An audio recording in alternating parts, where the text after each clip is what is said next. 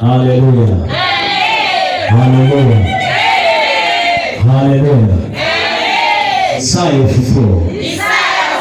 Isaya ufufuo. Kwa kila kilichokufa. Kwa kila kilichokufa. Haleluya. Haleluya. Haleluya. Isaya ufufuo kwa kila kilichokufa. Haleluya. Isaya ufufuo kwa kila kilichokufa.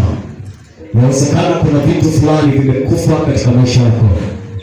Kuna vitu ambavyo havina uhai ndani yake. Inawezekana katika mwili wako kuna vitu ambavyo vimekwisha kufa. Inawezekana kuna mifupa haifanyi kazi. Inawezekana kuna viungo vimekwisha kufa. Ni saa ya ufufuo katika kila kilichokufa siku ya leo. Aliye na imani atapokea ufufuo huo ndani yake. Juu aliyeamini ya kwamba neno hili linapita ndani yake ndiye atakayepokea ufufuo kwa kile kilichokufa kwenye maisha yake. Ikiwa ni biashara yako imekufa, ni saa ya ufufuo. Ikiwa kazi ya mikono yako haieleweki, ni saa ya ufufuo. Ikiwa biashara, naongea na watu, ikiwa biashara yako haieleweki, ni saa ya ufufuo. Ikiwa miguu yako imekufa, ni saa ya ufufuo. Ikiwa viungo vyako vimekufa, ni saa ya ufufuo. Ikiwa ndugu zako kuna mahala vita viende, ni saa ya ufufuo kwa ajili yao.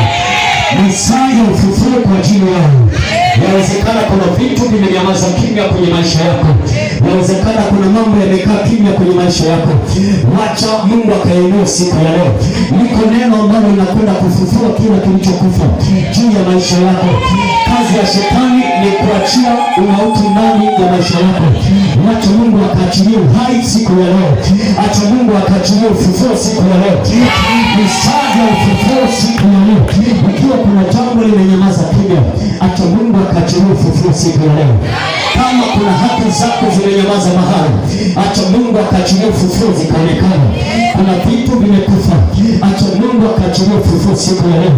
Ezekiel akaachilie ufufuo ndani ya mifupa mikavu, ikapata kuwa wanadamu tena, ikapata kuwa watu tena. Nami siku ya leo ninasimama zaidi ya nabii Ezekiel. Ninaachilia neno la ufufuo katika kila kilichokufa. Inawezekana biashara yako imekuwa sawa na mifupa mikavu. Inawezekana ndoa yako imekuwa sawa na mifupa mikavu. Inawezekana mume, mke, watoto wamekuwa sawa na mifupa mikavu. Wacha tukaamuru upepo, acha tukaamuru hewa ikapenye ndani yao kwa neno la Bwana, wakapata ufufuo tena. Inawezekana hawasikii, hawaamiliki, ni kwa sababu wamekufa ndani ya fahamu zao. Ni kwa sababu wamekufa ndani ya fahamu zao. Wanasoma, wanafanya mitihani, wanafeli, ni kwa sababu kuna ufu ndani ya akili zao. Acha tuachilie neno la ufufuo ndani ya akili zao, wakafaulu. Acha tuachilie neno la ufufuo wakainuke tena. Inawezekana walisikia vibaya, matokeo yao ni mabaya, mtaji wako ni mbaya, faida yako ni mbaya, kwa sababu biashara yako kuna kitu ndani yake ni moto.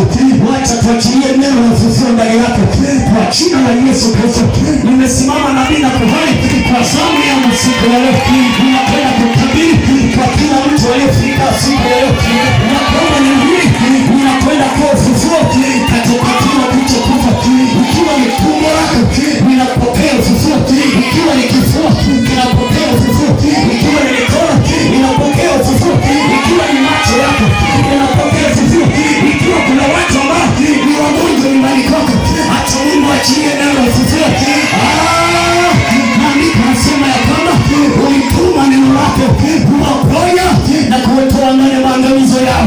Nami nasimama ikiwa ni kuhani, the senior prophet, nasimama siku ya leo nikisema ya kwamba kila neno ambalo liliachiliwa kwako likawa mauti, leo tunaliondoa. Maana liko neno ambalo Bwana alituma ya kwamba kila kilichokufa kinakwenda kuinuka sasa ndani ya moyo wako. Ikiwa mume amekufa kiroho, amekufa katika viungo fulani, anza kunena siku ya leo. Anapokea neno la ufufuo, anapokea neno la ufufuo. Ikiwa kazi yako haiendi sawa, anza kuachilia moyo wako, anza kuongea ndani ya moyo kusema, kazi yangu unapokea ufufuo, biashara yangu unapokea ufufuo, mikono yangu unapokea ufufuo, akili za wanangu pokea ufufuo, hatua zangu pokea ufufuo. Unaposogea hatua zako hazileti matunda, unafanya kazi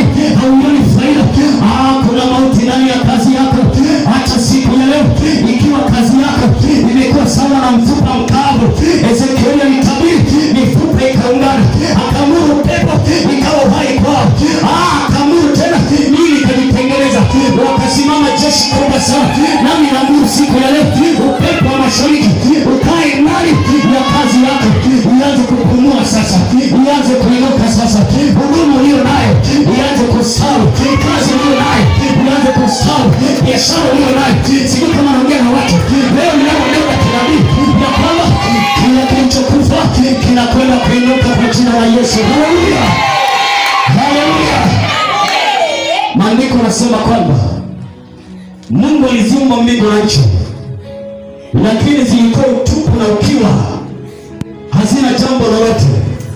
Yawezekana unayo kazi kama Mungu alivyoumba mbingu na nchi, zipo lakini nikiwa. Yawezekana una kazi lakini na ukiwa. Yawezekana una biashara lakini ni sawa na utupu, hakuna faida ndani yake. Yawezekana unasoma lakini unafeli, ni sawa na ukiwa na utupu ndani yake.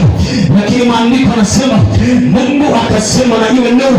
Na jambo la kwanza kuonekana mahali penye ukiwa, kwanza ni mwangaza. Nami nasema kwenye kazi yako na iwe nuru, kwenye biashara yako na iwe nuru, kwenye ndoa yako na iwe nuru, kwa watoto wako na iwe nuru, kazi ya mikono yako iwe nuru, kwenye maombi yako iwe nuru, kwa watoto wako iwe nuru. Haleluya, haleluya, haleluya. Leo ninalo neno la kinabii kwa ajili ya mtu. Ninalo neno la kiprofeti kwa ajili yako.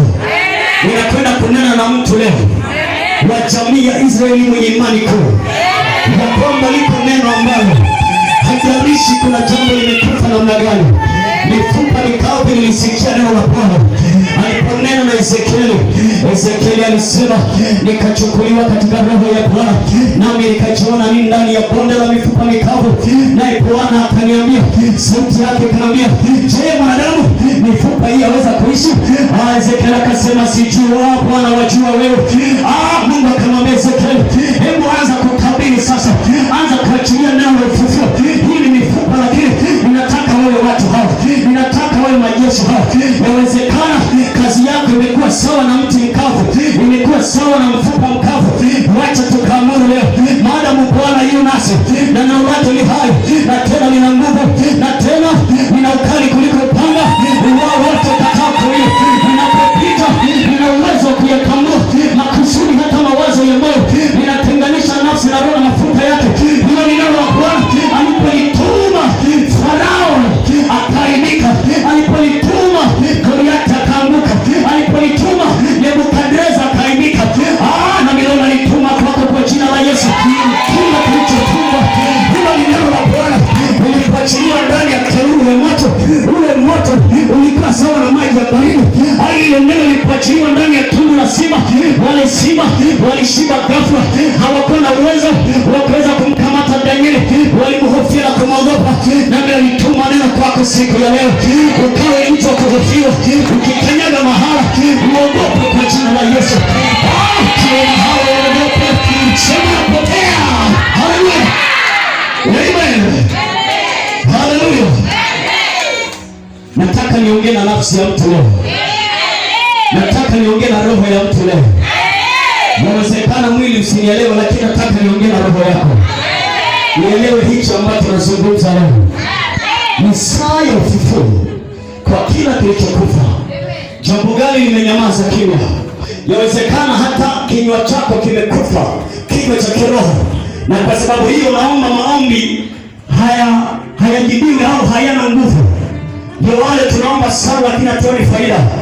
Ni kwa sababu maombi yako yana ufu ndani yake. Maombi yako yana mauti ndani yake. Maombi yako yamekufa. Kinywa chako cha kiroho kimekufa. Maana ni kwamba unaponena ni sawa na kazi bure. Shetani kazi yake ni kupanda mauti, ni kuachilia magugu ndani ya maisha ya mtu, ni kuachilia mapando. Na kwa sababu hiyo Yesu akasema, kila pando lisilopandwa na Baba mbinguni litang'olewa. Nami nasema siku ya leo, mapando yote ambayo yamesababisha ufu kwenye kazi yako, yamesababisha ufu kwenye akili ya watoto wako, mapando ambayo yamesababisha ufu kwenye tumbo lako, ndio maana haliponyeki. Mapando yamesababisha ufu kwenye macho yako, hauoni sawasawa, kwenye masikio yako hausikii sawasawa, kwenye miguu yako imekataa kupona, kwenye kiuno chako cha mgongo kuna shida pale, ni kwa sababu halijaja neno la ufufuo. Ndio maana Yesu akasema, amini amini nawaambia, mtu akishika neno langu ataishi, wala mauti hataiona kama, kwa sababu neno langu ni neno la ufufuo. Kwa hivyo ni saa ya ufufuo kwa kila kilichokufa. Tunakwenda kuviamuru vyetu. Ikiwa Ezekieli aliamuru mifupa ikakutana kati ya mfupa na mfupa ikaungana na kuwa mwanadamu, nasi tunaamuru kati ya baraka na kazi yako vikutane, kati ya maisha yako na baraka ya Mungu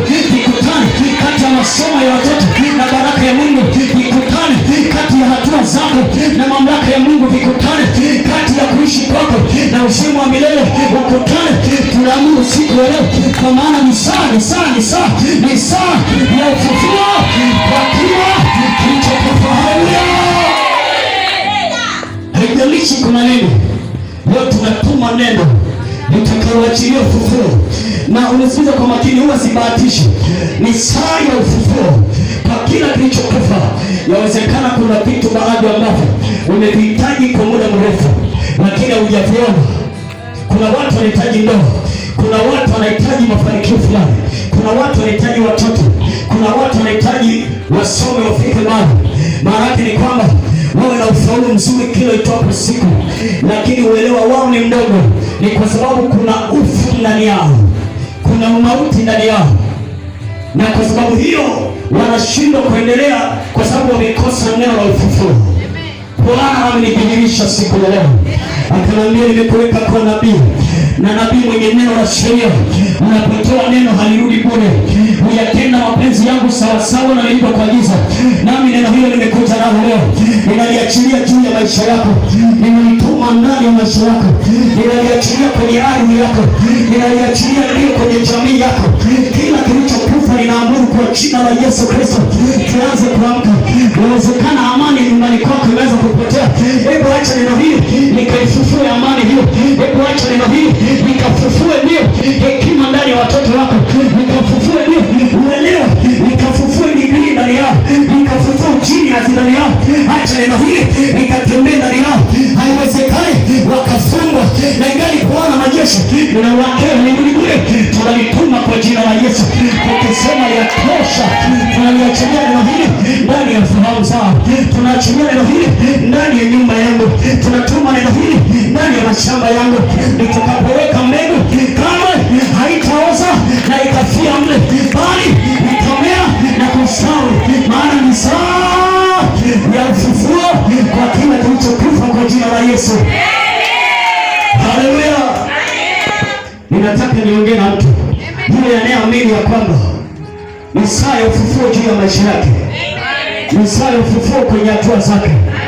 Ninapozungumza maneno, kazi yako ni kusema napokea, kwa sababu neno hilo lina uhusiano mkubwa sana na mahubiri.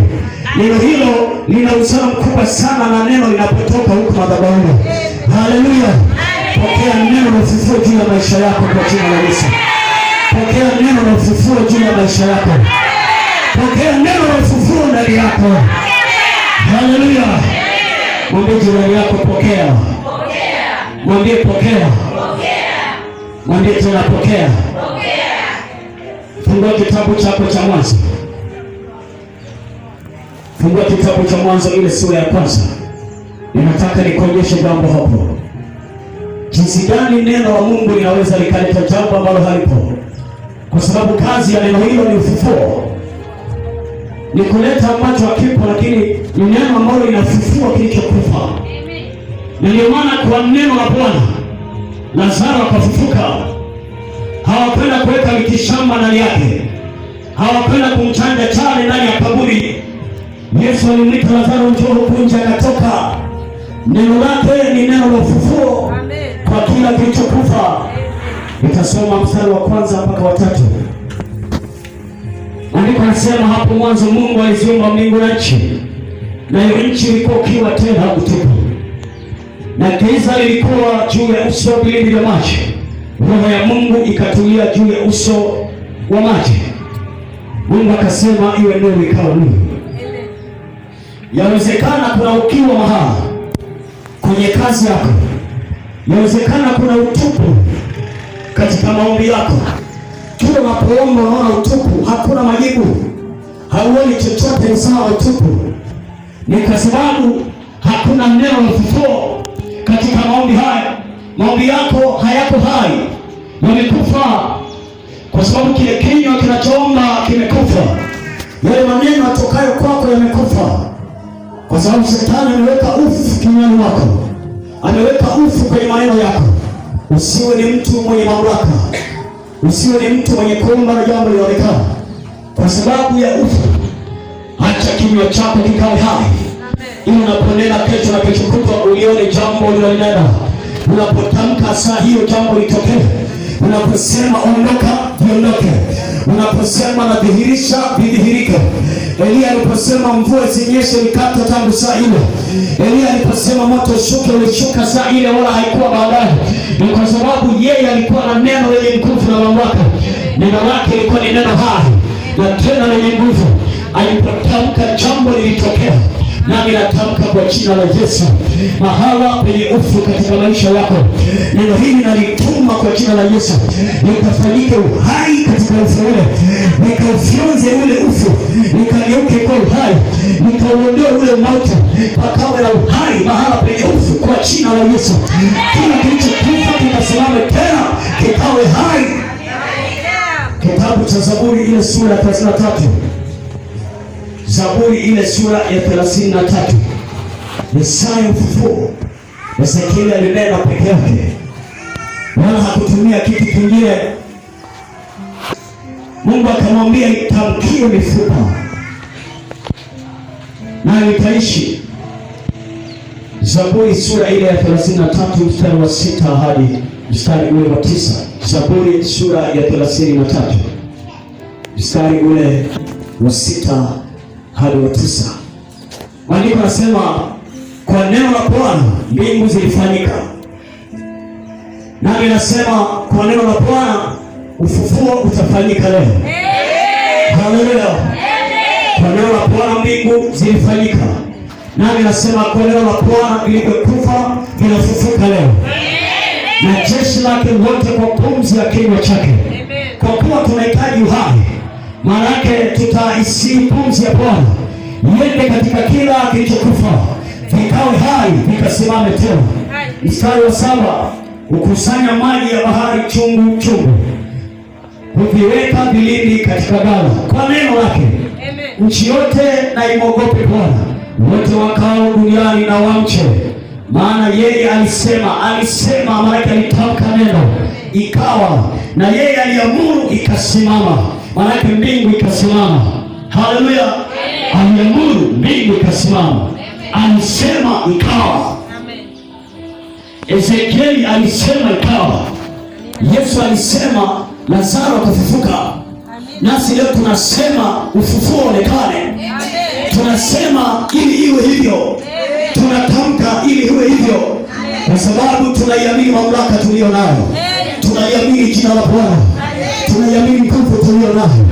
Tunaiamini mamlaka tulio nayo. Tunauamini uwezo tulio nao. Tutasema na itakuwa. Kwa neno la Bwana mbingu zilifanyika. Nami nasema kwa neno lake ufufuo utafanyika. Kwa neno lake Bwana nasema ufufuo utafanyika. Haleluya. Ongea na mtu. Sitokukopesha, sikuangaliwe ni nani. Usisinzie kanisani, utasinzia kwako. Na mimi pia kwako nikisinzia nikemee, kwa sababu hapo umekuja mahali pangu. Kwa hiyo usilale. Haleluya. Kwanza kubembelezana, si mwa wewe nzuri, itatokea wapi? No kulala kanisani. Haleluya. Imeeleweka hiyo. Imeeleweka. Tunataka Bwana mbinguni. Nasema hivi, tunataka Bwana mbinguni, usisinzie kanisani. Amen. Haleluya. Amen. Usisinzie wapi? Kanisani. Sasa nitumishi. Kwani hata usiponipenda haisaidii. Kwa sababu hata kabla hatujajuana nilipendwa pia. Wazazi wangu nilipenda. Na nikaoa vile vile, upendo ukaongezwa. Haleluya. Haleluya. Nachukia. Hainihusu. Unapochukia mimi nazidi kuwa bamsa, sikoni. Haleluya. Haleluya. No kulala kanisani rafiki yangu, my dear. Utafeli. Utafanyaje? Utafeli. Hautaziona mbingu kabisa. Leo na wale geleke. Ovyo kabisa, mtu dhaifu. Unatakiwa uwe strong. Amen. Nini? Unafikiri kuna mataji ya usingizi kwamba ukisinzia unavikwa? Haleluya. Amen. Haleluya. Hiyo ilikuwa ni taarifa ya mpito imepita. Lakini na ipite ikae kwenye masikio yako. Sio ipite iende. Haleluya. Amen. Haleluya. Haleluya. Mwambie jirani yako no kulala. Mwambie tena. Haleluya. Usisinzie kanisani. Yaani hilo tu ndio tutaelewana. Amen. Ndio maana mimi wanasema wao napenda kusema ukweli kabisa. Yaani lazima nichane, kama moyo utapasuka upasuke tu. Lakini tunataka ni kweli ya Mungu iingie. Haleluya. Ndio maana leo hii tukaanza kupiga majeshi hapa, kila mtu anaomba kwa sababu mimi ndiye niliyekufanya uwe hivyo. Amen. Haleluya. Na hata siposhangilia ndivyo ilivyo. Nimekufanya uwe hivyo. Amen. Haleluya. Haleluya. Amen. Wapi? Kuna mmoja anasema wapi? Hapa hapa. Kama unajui wapi ni hapa hapa. Haleluya. Haleluya. Hilo liko wazi. Nimekufanya uwe hivyo. Haleluya. Najua kila mtu anajivunia mimi hapa, kwa sababu ulikuwa hivi kuomba. Lakini leo hivi tukisema pasua na mikono yote tutaviona. Haleluya. Ni kwa sababu nimekufanya uwe hivyo. Kwa hiyo tuendelee kufanyana kuwa hivyo katika hali ya kuwa imara. Haleluya. Ndio maana mimi nitafuta wakati wowote niko macho, iwe saa 9, saa 2, saa 6, saa ngapi, kwa sababu sio dhaifu. Yaani wewe mwisho saa 4 tu. Huko kwingine simu itaita mpaka. Haleluya. Haleluya. Tena anapapasa kwa hivi anaizima. Anajua kitufe cha kuzimia kiko wapi, pamoja na kwamba amelala. Haleluya. Haleluya. Zaburi 107. Zaburi 107. Ni saa ya ufufuo kwa kila kilichokufa. Mstari ule wa 20.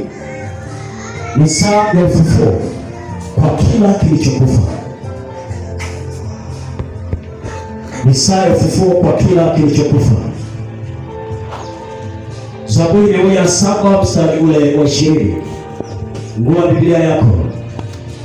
Maandiko yanasema hulituma neno lake, huwaponya, huwatoa katika maangamizo yao. Nami nalituma neno la Bwana ambalo amenipa kinywani mwangu, likaponya, maana yake likaweka ufufuo katika sehemu ya mwili yenye ugonjwa, katika shida fulani. Nalituma neno hilo likaweka ufufuo. Nalituma neno hilo likayatoe maangamizo juu ya maisha yako. Ukiwa umeweka maangamizo kwenye maisha yako, hayo maangamizo yakaondoke. Uwatoa katika maangamizo yao. Nami nalituma neno hili likayaondoe maangamizo yote. Nikaitoe familia yako kwenye maangamizo. Nikaitoe kazi yako kwenye maangamizo. Nikaitoe biashara yako kwenye maangamizo. Inawezekana kuna watu wananyemelea ndani ya familia yako, walete maangamizo. Na nituma neno hili, neno la kikuhani likatoe maangamizo haya, nikayaondoe maangamizo yote kuanzia sasa. Neno hili halitarudi bure. Neno hili lazima liyatimize mapenzi ya Bwana.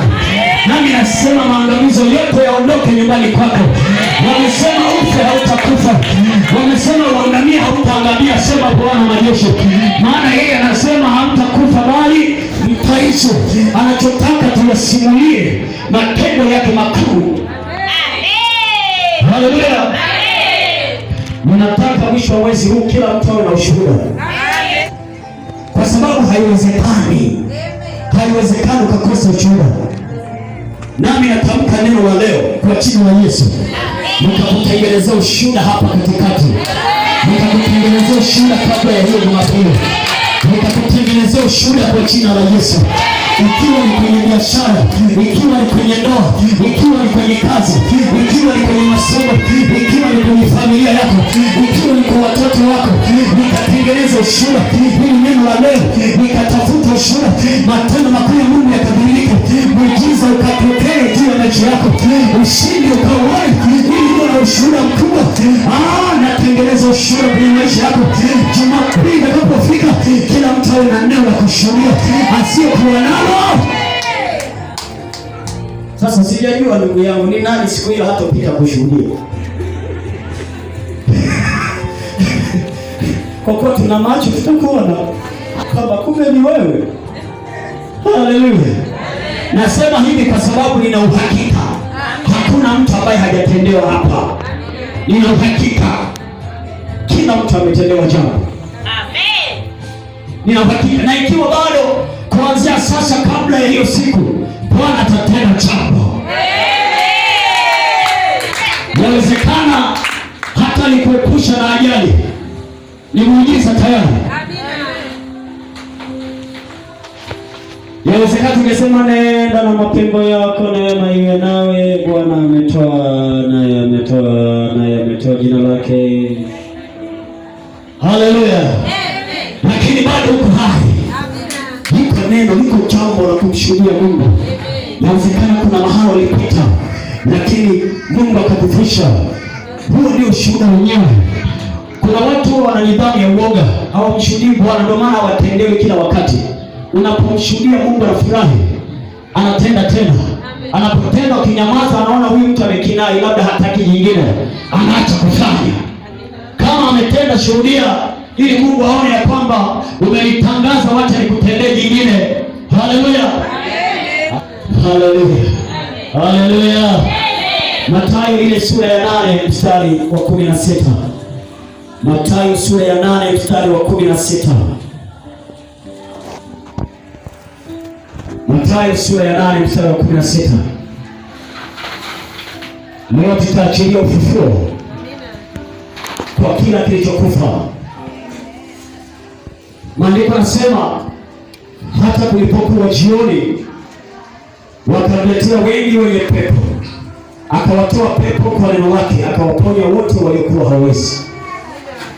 Kwa neno lake wakapona. Maana yake ni kwamba wakapata ufufuo katika viungo vyao, wakapata ufufuo. Ule uponyaji na ufufuo, maana unafanya kuwa upya. Kule kuwa hauwezi ukaweza, maana yake ni sawa na mtu aliyefufuka au aliyefufuliwa, kwa sababu viungo vyake havikuwa vinaweza, lakini badala yake vikawa vinaweza. Viungo vyake vilikuwa vimenyamaza kimya, wengine walikuwa wamepooza, lakini wakaponywa. Lile neno likawa ni neno la ufufuo, na kwa kuwa leo ni saa ya ufufuo, maana yake ni kwamba tutaliachilia neno hilo likatengeneze mifupa ya mtu, likatengeneze kazi ya mtu. Yawezekana kwenye maisha yako umekosa amani, acha neno hili likaifufue amani yako.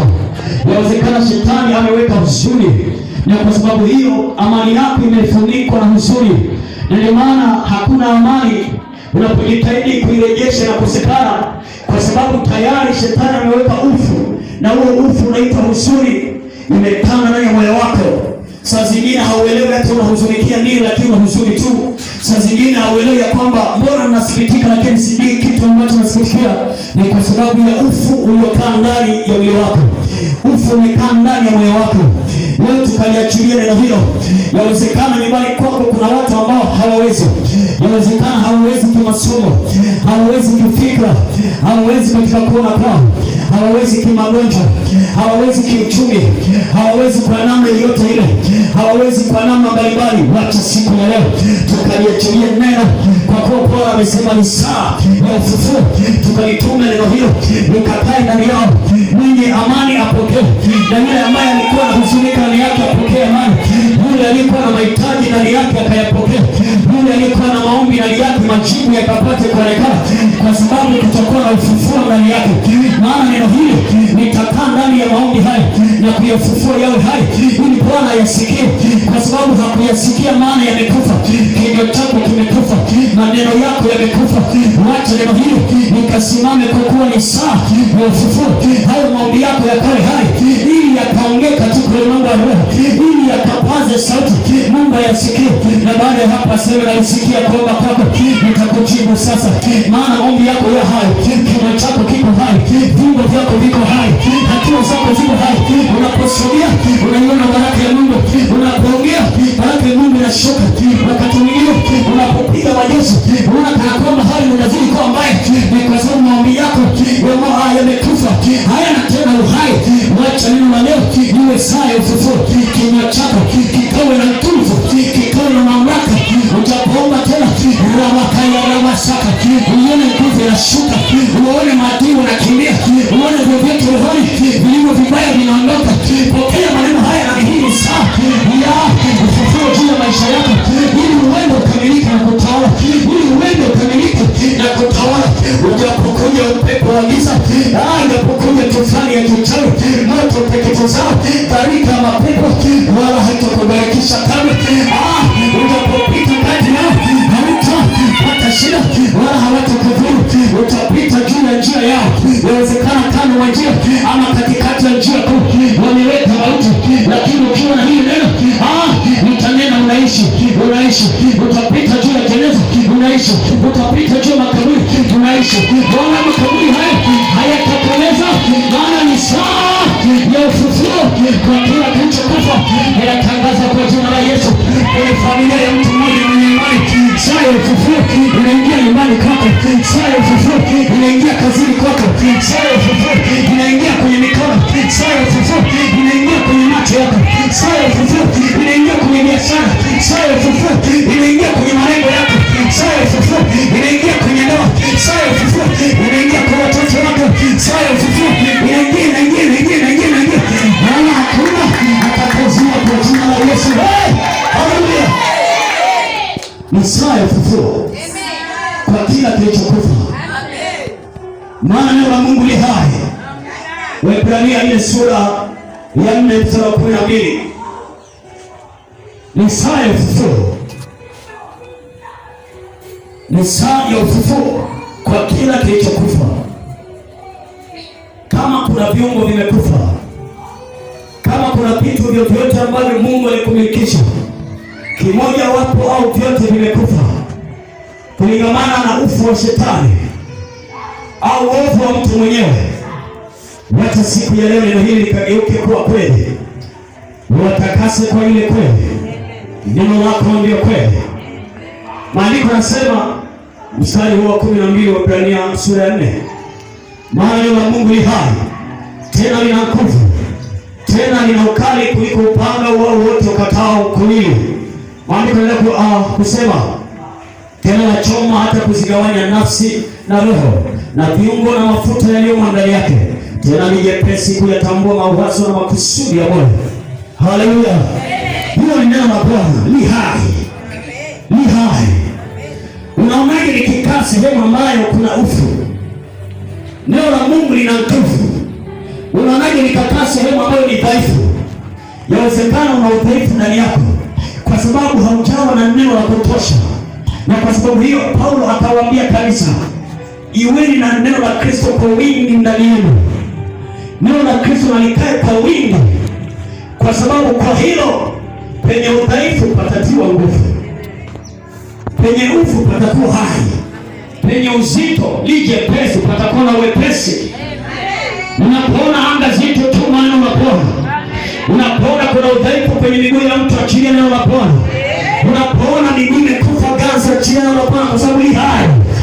Unapoona kuna watu wanawaza mabaya na kusudi ya moyo, nitume neno hilo nikawatakase, maana ni kweli ya Bwana, nikawafinyanga, nikabadilisha fikra zao wakawaza yaliyo mema, maana Mungu anawazia yaliyo mema. Achilia lile neno, maana linakaba kila sekta, linakaa penye uzito, tunaweka uwepesi kwa neno hilo, maana licho pesi pale ambapo pana uambatanisho kati ya giza na mtu. Hili neno linatenganisha nafsi na roho, mafuta yake tunalituma, linatenganisha kati ya mapepo na mwanao anafunguliwa. Hili neno ni neno lililo hai. Hili neno linakaba kila sehemu. Ikiwa kuna maangamizo, unayoponya maangamizo haya, ninakutoa ndani ya mateso haya. Daudi akasema, unihuishe ee Bwana sawa sawa na neno lako, kwa maana mifupa yangu ni mifupa ambayo ina ufu ndani yake, lakini kwa neno lako nihuishe Bwana, kwa neno lako nihuishe Bwana. Akasema, nalimwita Bwana katika taabu ya shida yangu, naye akanisikia kutoka juu, akanijibu kwa neno lake, maana lilituma nami nikapona, akanitoa katika taabu yangu, na kwa sababu hiyo siko chini ya mauti tena, siko chini ya uvuli wa mauti tena. Mwanadamu atanitenda nini? Bwana ajapokuwa upande wangu, ni nani atakayeongea juu yangu? Ni nani atakayesema juu yangu? Haijalishi nani katika nchi, haijalishi na cheo gani, ni nani atakayesema nami, ni nani atakayekaa upande wangu, nani atakayenitikisa? Mimi nimesimama juu ya mwamba wa Yesu. Hakuna. Maana neno la Mungu limenipa misingi na mizizi.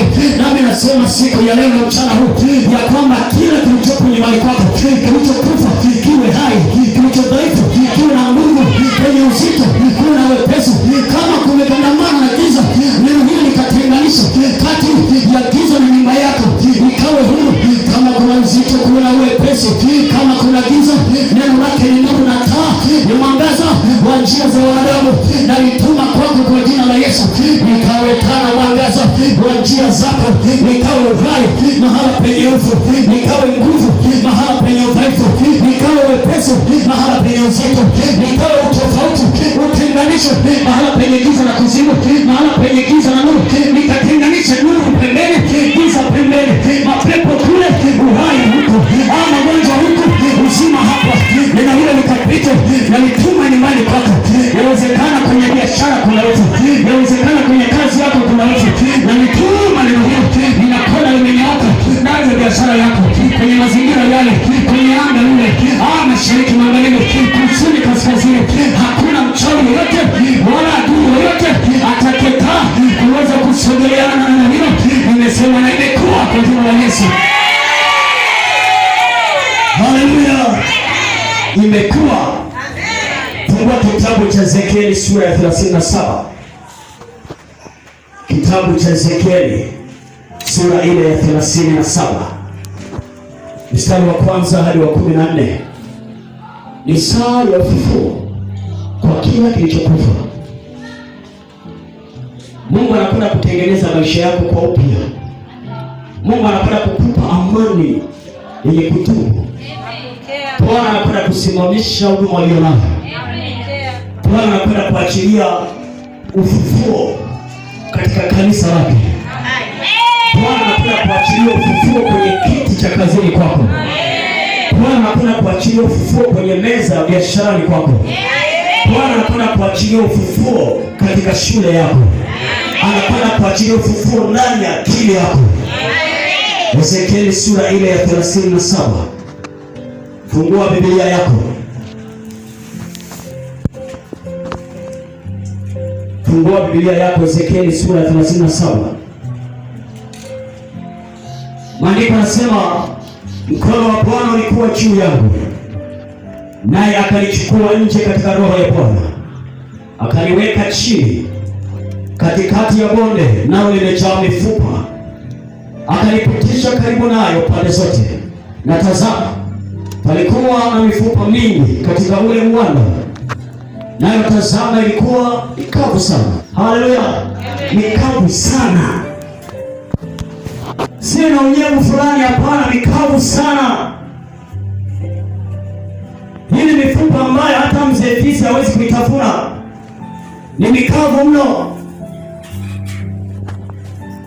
Haleluya, ni mikavu sana. Nitarudia tena huo mstari wa pili. Maandiko yanasema, akanipitisha karibu nayo pande zote, na tazama, palikuwa na mifupa mingi katika ule uwanda, nayo tazama, ilikuwa mikavu sana. Nini kilitokea? Na tazama, nataka nikuonyeshe leo ya kwamba kumbe inawezekana. Kuhani anaposimama kwa zamu yake, ana uwezo wa kuamuru kitu kikavu kikawa hai tena. Ni kwa vile hatujui koma vile pasavyo, na hatujui jinsi ya kuitumia mamlaka ya Kristo. Bwana anasema hakuna jambo linalomshinda, na akasema ametupa uwezo na mamlaka hiyo pia, tutawale pamoja naye kama yeye atawalavyo.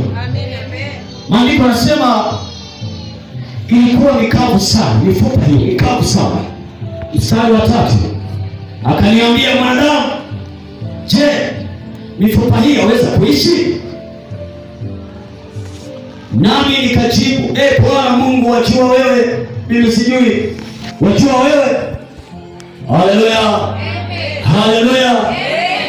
Unapokutana na mtu akakuuliza kuna fulani kafa, je, anaweza kuishi? Mjibu namna hii, mwambie, ajua Bwana, mimi sijui. Haleluya. Langu mimi ninalo neno tu, ikiwa ataniamuru nilitoe ataishi, asiponiambia nendeni mkazike. Haleluya. Kwa sababu hakuna namna, roho yake ilikwisha kuondoka. Akaniambia, mwanadamu, je, mifupa hii hawezi kuishi? Nami nikajibu, Bwana Mungu, wajua wewe. Mstari wa 4 akaniambia tena, toa unabii juu ya mifupa hii, uiambie, enyi mifupa mikavu, nisikieni neno la Bwana. Nami natoa unabii siku ya leo kwa kuliambia kanisa, nisikieni neno la Bwana. Bwana asema kwamba ni saa ya ufufuo kwa kila kilichokufa. Ikiwa kuna jambo limekufa juu ya maisha yako na shetani aliachilia ufu na mauti ndani yake, Bwana asema hivi, nitabiri juu yako ya kwamba inakwenda kuwa hai kwa jina la Yesu. Haleluya. Mstari wa 5, Bwana Mungu aiambia mifupa hii maneno haya, tazama, nitatia pumzi ndani yenu nanyi mtaishi. Unaona jinsi ilivyo virahisi sana. Mstari wa 5, Bwana Mungu aiambia mifupa hii. Ezekieli ananena sasa maneno haya, tazama, nitatia pumzi ndani yenu nanyi mtaishi. Amen. Nami nasema kwamba ninatia pumzi kwenye kazi yako, kwenye mwili wako, kwenye tumbo lako, kwenye miguu yako, mahala popote pale palipokuwa pakavu, palipokufa panakuwa hai, pataishi tena. Wamesema uti wa mgongo haufanyi kazi, wamesema tumbo lako limeharibika, linakwenda kuwa hai tena, linakwenda kuishi tena, linakwenda kuwa hai tena kwa jina la Yesu. Mstari wa 6, nami nitatia mishipa juu yenu, nami nitaleta nyama iwe juu yenu na kuwafunika ngozi na kutia pumzi ndani yenu, nanyi mtaishi, nanyi mtajua ya kuwa mimi ndimi Bwana. Haleluya. Nami nitatia mishipa juu yenu. Ninaachilia misuli kwenye imani yako. Ninaachilia misuli iliyo imara mahala ambako wao walisema mishipa imeharibika, ikasimame tena. Tazama jinsi ambavyo nabii huyo ameambiwa na Bwana, achilia neno, kwa sababu ni saa ya ufufuo kwenye hii mifupa. Nami natamka, ikiwa kuna jambo linasubiri likatimie kwa jina la Yesu. Jambo lolote ambalo ni jema likatimie kwa jina la Yesu. Ninaachilia mishipa ndani ya jambo hilo, ninaachilia pumzi ndani ya jambo hilo, ninatia pumzi ndani yake, nikawe hai na likatimie kwa jina la Yesu. Haleluya. Anasema nitaleta nyama iwe juu yenu. Yawezekana kuna ukavu kwenye maisha yako, hakuna uhai. Acha Bwana kwa neno lake akaachilie pumzi ya uhai, kwa kuwa ni saa ya ufufuo. Ufufuo huu katembee katika kila jambo lilokufa, ili vikapate kuwa hai kwa jina la Yesu. Mstari wa 7 maandiko yanasema, basi nikatoa unabii kama nilivyoamuliwa.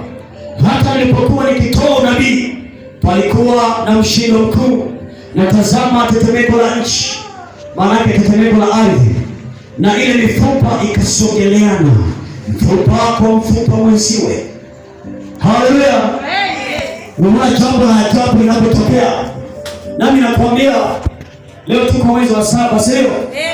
Tembea na hii sura ya Ezekieli mpaka mwaka tunamaliza. Tutatembea nalo hivi ya kwamba Bwana amesema kicho kikavu kinakuwa hai. Mbona jambo hili alienda, alikusanya mifupa ikasogeleana. Yawezekana kazi yangu imekaa mbali na baraka, hebu tusogeleane. Yawezekana mikono yangu imekaa mbali na baraka ya Mungu, hebu tusogeleane. Yawezekana akili ya mtoto imekaa mbali na ufahamu, hebu tusogeleane. Yawezekana kufaulu kwake kumekaa mbali na masomo, hebu tusogeleane. Maana ni kama unatembea hivi. Bwana kama hivyo neno Ezekieli, nami nanena kwa zamu yangu ikiwa nabii wa sasa wa agano hili, ya kwamba kila kilicho mbali nami kitanisogelea. Maisha yangu yatasogea, mafanikio, fedha yangu, dhahabu yangu, hazina zangu, tusogeleane na hazina hizo. Anza kunena kuanzia sasa mpaka watakusogelea, biashara itakusogelea, wateja watakusogelea, watu watakusogelea, mshahara utakusogelea, ongezeko itakusogelea, maarifa itakusogelea, hekima itakusogelea, ushindi utakusogelea. Nami nasema utasogelea na yote ambayo Bwana ameyakusudia. Haya ndio maneno ya kinabii. Nami natamka kwako leo. Ezekiel alitoa unabii. Nami natamka kwako leo ya kwamba yawezekana kuna ufarakano kati ya wewe na kazi. Kuna ufarakano kati ya mke na mume. Kuna ufarakano kati ya mama, baba na watoto. Kuna ufarakano kati ya ndugu na ndugu. Kuna ufarakano kati ya jamii na jamii. Kuna ufarakano kati ya mtaa na mtaa. Kuna ufarakano kati ya ukoo na ukoo. Leo kwa jina la Yesu, kwa neno la kinabii, nimetoa nabii. Kwa hizi zitasogeleana, zitasaidiana, na Mungu ataonekana juu yao, atatia ukombozi juu yao, anakwenda kuachilia wokovu ndani yao. Zinasogeleana kwa jina la Yesu.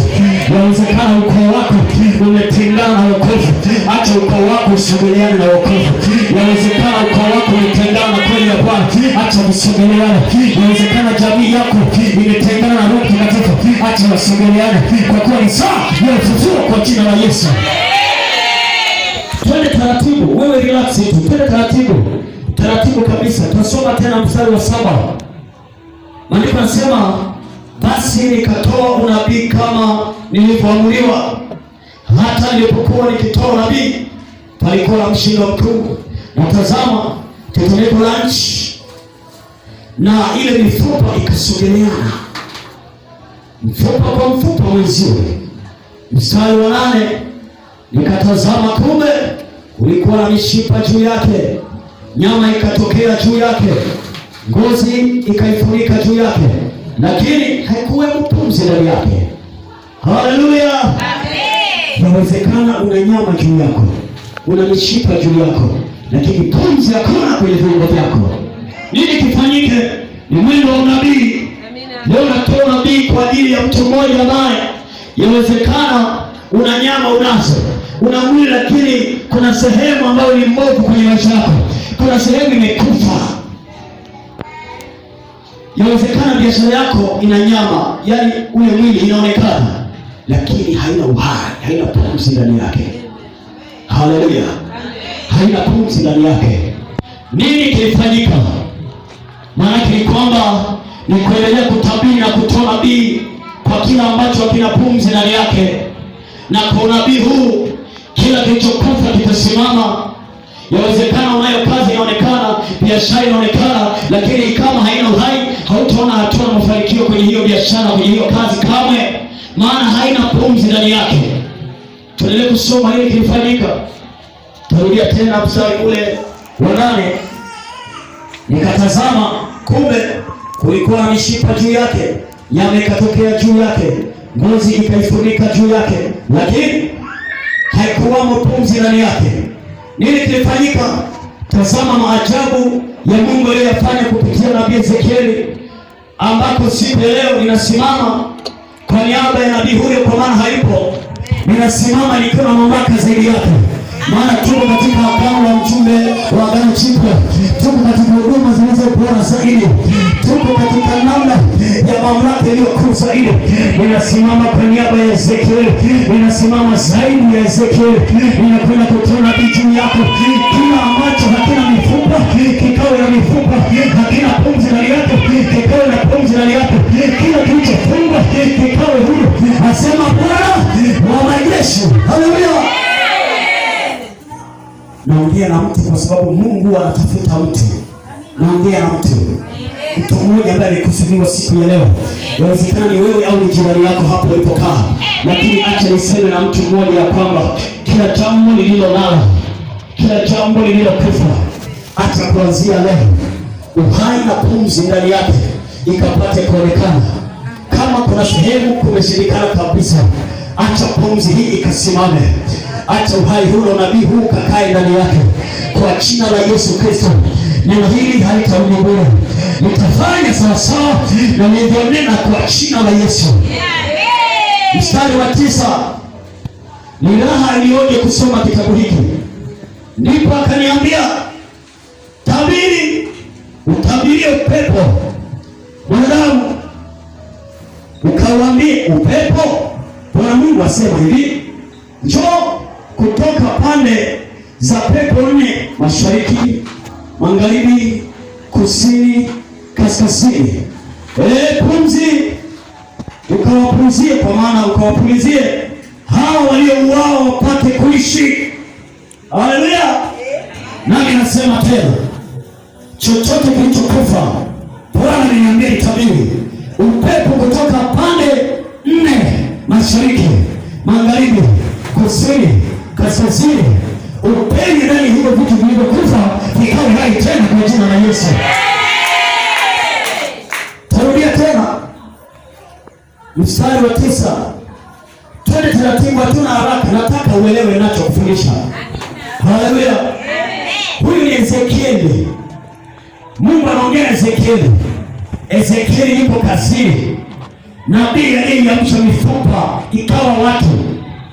Leo sambusa nasumbuliwa na mafua. Haleluya!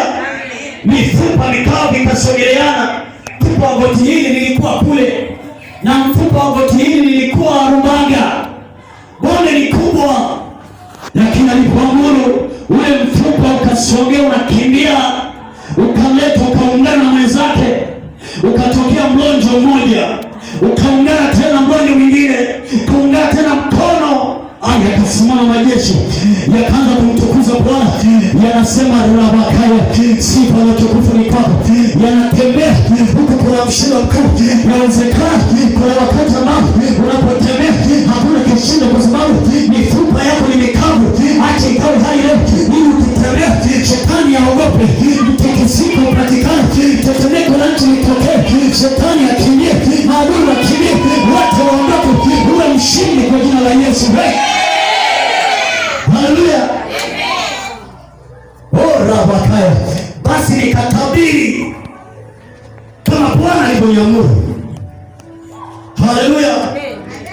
Mstari huo wa 10, basi nikatabiri kama alivyoniamuru, pumzi ikawaingia, wakaishi, wakasimama kwa miguu yao, jeshi kubwa mno. Haleluya!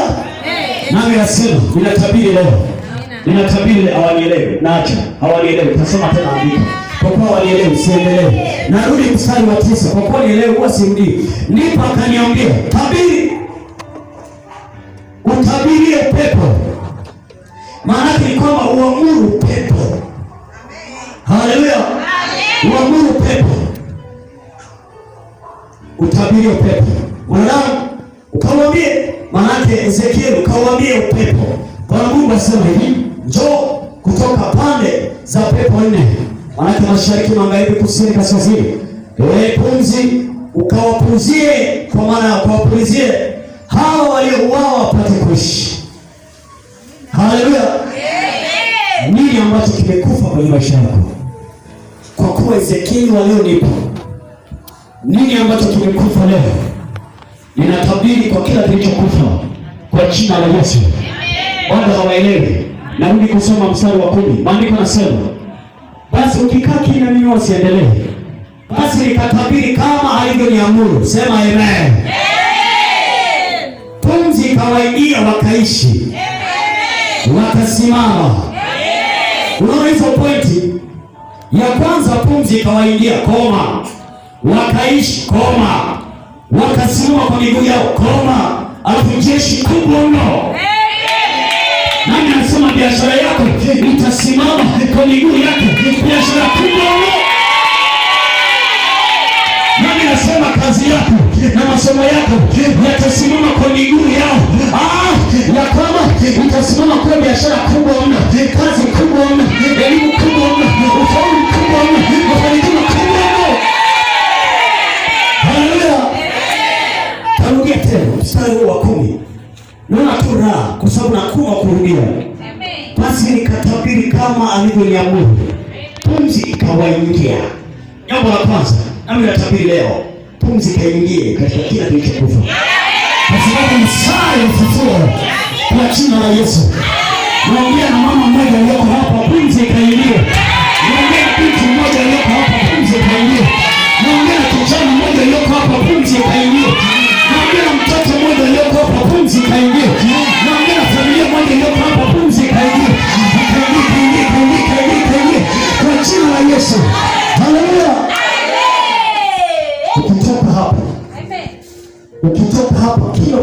kugusa bila pumzi, kwa sababu tayari umeikamata mkononi mwako. Hii ni pumzi ambayo ukiona jambo linayumba, sema natupia pumzi, inatia pumzi kwa neno na mamlaka niliyopewa. Nasimama kwa zamu yangu tofauti na Ezekiel alinena wakati huo, ni wakati wa leo. Hii mifupa mikavu iliyoko ndani ya watu inapona, ufahamu umeondoka, unarejea kila pumzi ndani yako. Pokea, pokea, pokea. Shika meza yako, weka pumzi. Shika kazi yako, weka pumzi. Shika biashara, weka pumzi. Shika daftari, weka pumzi. Shika kalamu yako, weka pumzi. Shika simu yako, weka pumzi. Fedha inaingia. Haleluya. Mstari wa 10 tunang'ang'ania kwa sababu tunataka tuondoke na kitu. Basi nikatabiri kama alivyoniamuru, pumzi ikawaingia, wakaishi, wakasimama kwa miguu yao, jeshi kubwa mno. Sisi leo tutanena hivi, pumzi ikaingia kwenye kazi yako, kazi yako ikasimama kwa miguu yake, kazi kubwa mno. Pumzi ikaingia kwenye biashara yako, biashara yako ikasimama kwa miguu yake, biashara kubwa mno.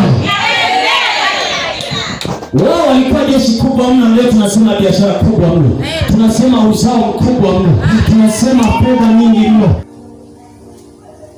Ndoa ya mtu iwe kubwa mno na iwe nzuri mno, ikastawi mno na ikafanikiwe mno. Haleluya. Masomo ya mtu ikafanikiwe mno, kazi yako ikastawi mno, watoto wako wakafanikiwe mno, wazazi wako wakaongezeke mno, wakawe na miaka mingi mno, wakawe na uzee mingi mno, wakawe na miaka 1000 mno, wakawe na uzima tele mno. Naongea na mtu ambaye kuna jambo analitaka ndani ya miezi hii.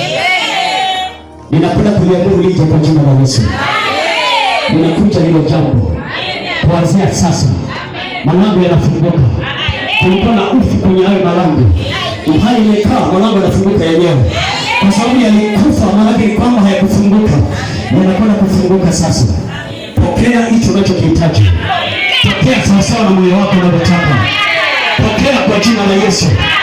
Naongea na moyo wa mtu ambaye anataka kupokea jambo kuanzia leo. Kuanzia sasa, hii siku ya leo ikatawaliwa na pumzi ya uhai, ikatawaliwa na ufufuo. Kuanzia leo na kuendelea, kila moyo uliye radhi kuanzia sasa unapokea kwa jina la Yesu. Twende mstari wa 11. Kisha akaniambia, mwanadamu, mifupa hii ni nyumba yote ya nini? Israeli. Ni nyumba yote ya nini? Israeli. Wanasema Bwana hawapata kwenye maandiko. Mwingine kafungua Hagai, si ni mifupa mikavu. Kisha akaniambia, mwanadamu, mifupa hii ni nyumba yote ya Israeli. Tazama, wao husema mifupa yetu imekauka, matumaini yetu yametupotea, tumekatiliwa mbali kabisa. Basi tabiri, waambie, Bwana Mungu asema hivi, tazama, nitafunua makaburi yenu na kuwapandisha kutoka katika makaburi yenu, enyi watu wangu, nami nitawaingizeni katika nchi ya Israeli. Haleluya. Amen. Ninatabiri wakati huu, inawezekana kazi yako imezikwa, ninayafunua makaburi hayo yanatoka. Inawezekana ufahamu wa mwanao umezikwa, nafunua makaburi hayo, ufahamu unatoka. Inawezekana miguu ya mtu imezikwa mahali, ninayafunua kaburi hilo sawa sawa na maandiko hayo yanasema, nami nayafunua makaburi wanakwenda kuwa hai kwa jina la Yesu. Kazi yako imezikwa, nayafunua makaburi hayo inakwenda kuishi. Nafunua makaburi hayo, biashara yako inafufuka leo. Nafunua makaburi hayo, biashara yako inainuka tena, kazi yako inainuka tena, maarifa yako inainuka tena, masomo inainuka tena, ndoa yako inainuka tena, huduma yako inainuka tena, maana makaburi yote yamefunuliwa. Haleluya. Haleluya. Unaposikia maneno kutoka kinywani mwa nabii Baraka, pokea, kwa sababu kuna wakati naweza nisiwepo hapa hata wiki tu, utanimisi mpaka mmoja anacheza hivi. Haleluya. maana hautaisikia hii, hautaisikia haya kwa muda huo. Haleluya, amen, haleluya, haleluya. Mstari ule wa 13 maandiko yanasema, nanyi mtajua ya kuwa mimi ndimi Bwana nitakapoyafunua makaburi yenu na kuwatoa ninyi katika makaburi yenu, enyi watu wangu. Mstari wa 14, nami nitatia roho yangu ndani yenu, nanyi mtaishi, nami nitawawekeni katika nchi. Haleluya, nami nitawawekeni katika nchi yenu, nanyi mtajua ya kuwa mimi ndimi Bwana nimesema hayo na kuyatimiza, asema Bwana. Amen. Haleluya, haleluya. Sio asema Ezekieli, asema Bwana. Kazi yake ni anawakilisha Mungu anachosema. Nami niko hapa kuwakilisha Mungu anachosema. Ninasema ya kwamba kila kilichokufa kinafufuka, asema Bwana. Kila kilichonyamaza kinakuwa hai tena, asema Bwana. Kila kilicho na ufu kinakuwa na hai, asema Bwana. Haleluya, asema Bwana. Asema Bwana. Haleluya. Amen. Unajua paka inafika wakati kuzimu inaanza kuogopa, inaona wivu. Kwa nini kanisa la Ushuhuda lina maarifa? Kwa nini lina ufunuo mkubwa? Ana wivu. Nasi tunasema endelee kuona wivu yeye na kuzimu yake, kwa sababu mahali hapa hawezi kuingia, wala nyumbani kwako hawezi kuingia, maana wote walioona manabii wana mamlaka ndani yao.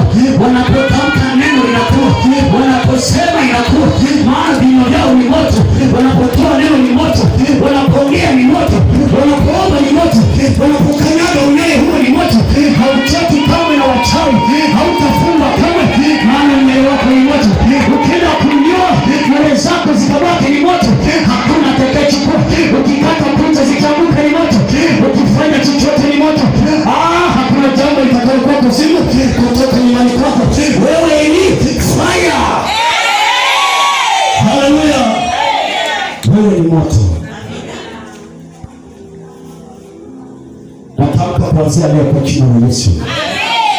Yawezekana katika ulimwengu wa roho liko jeneza linaandaliwa na kuna mtu amelazwa humo wa familia yako. Kwa jina la Yesu ninaamuru kuanzia sasa hiyo mauti ya kiroho iliyoandaliwa ya kwamba mauti katokea nyumbani kwako, ninatamka kuanzia sasa ya kwamba haitatokea kwa jina la Yesu. Huyo mtu aliyelazwa kwenye jeneza katika ulimwengu wa kiroho, na nituma neno nikalipuke katikati ya ile jeneza na roho yake ikatoke kwa jina la Yesu, ikarudi ndani ya mwili wake na ikawa hai na ikatazwa moto ndani yake. Haitafungwa tena katika sanda, haitafungwa tena ndani ya majeneza haya, iko hai kwa jina la Yesu. Hiyo roho imekombolewa kuanzia sasa.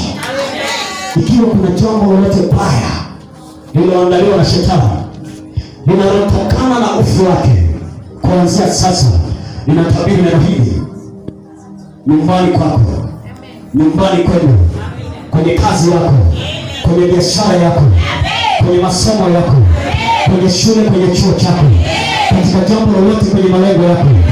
Na tuma neno la uhai ukawe pumzi kwa jina la Yesu. Kila kilichokufa kinafufuka sasa. Ikiwa mafanikio yako yamesogezwa mbali, naamuru sasa ya kusogelee, ya kusogelee, ya kusogelee kuanzia sasa, ya kusogelee, ya kusogelee, ya kusogelee. Hapa kuanzia sasa kila mtu aanze kukumbatia kazi yake, aanze kukumbatia muujiza wake, aanze kukumbatia baraka yake, aanze kukumbatia watoto wake, akumbatie masomo yake, akumbatie degree yake, akumbatie kila kitu chake, kile ambacho Mungu alikiweka kwako, anza kukumbatia sasa. Fedha yako kumbatia, muujiza wako kumbatia. Naongea watu walio hai, kumbatia ulicho nacho, kumbatia kitu chako, maana ni saa ya ufufuo. Mungu anasema shikilia ulicho nacho, asije mtu akujanganya. Anza kushikilia sasa, anza kukumbatia sasa kwa jina la la Yesu nakumbatia. Nataka kusikia mioyo watu nasema kwa jina la Yesu nakumbatia. Nakumbatia baraka yangu, nakumbatia huduma yangu, nakumbatia fedha yangu, nakumbatia leo kustawi, nakumbatia kuinuka, nakumbatia faida, nakumbatia faida. Inawezekana ulikumbatia hasara, ulikumbatia magonjwa, yaachie leo. Kumbatia baraka yako, kumbatia uponyaji, kumbatia afya, kumbatia nini. Nasema Bwana, unapokumbatia inakuwa kwa jina la Yesu. Haleluya.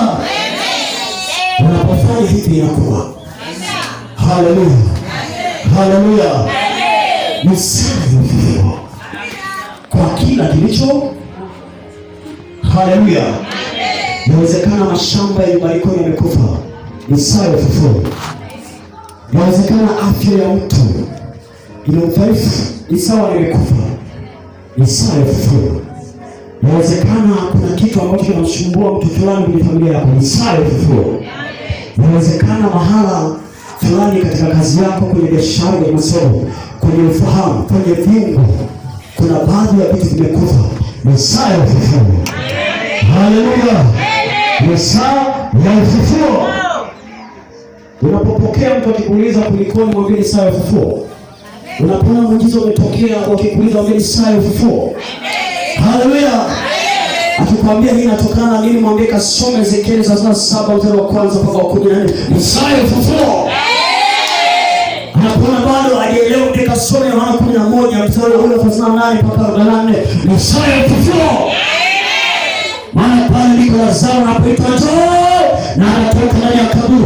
Lakini Ezekieli pia akawaamuru upepo, akawaambia upepo njoo, alafu akauagiza na mifupa hiyo, wale watu wakaishi wakawa hai. Amen. Akawaamuru upepo njoo. Nasi tunakwenda kusema baraka yangu njoo, mafanikio yangu njoo, hazina yangu njoo, ushindi wangu njoo. Na inakuwa kwa jina la Yesu.